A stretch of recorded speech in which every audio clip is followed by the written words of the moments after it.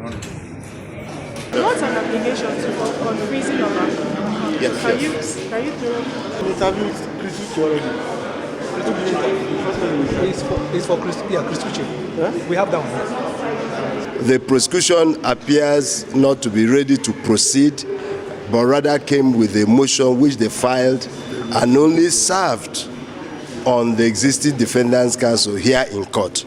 So because of that late filing by the commission and late service this morning in court, there was no other option open to the court but to adjourn this case to enable all the parties in the matter file their respective replies. There are two applications pending.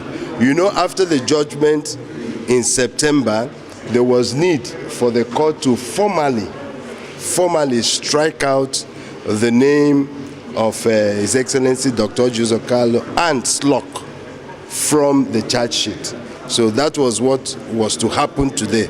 But then the commission filed this late motion, and as a result, everything has to be adjourned. So that's what we'll be coming for, just for the formality of concluding that aspect of what is pending. The Supreme Court had nullified the conviction of Orji Uzor Kalu. So having nullified it, we made the first application for him to be released from detention.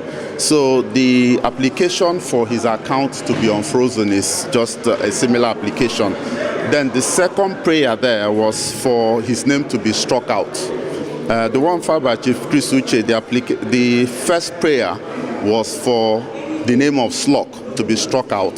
Then the second prayer was also for unfreezing of account. So it was just a similar sort of application that was filed.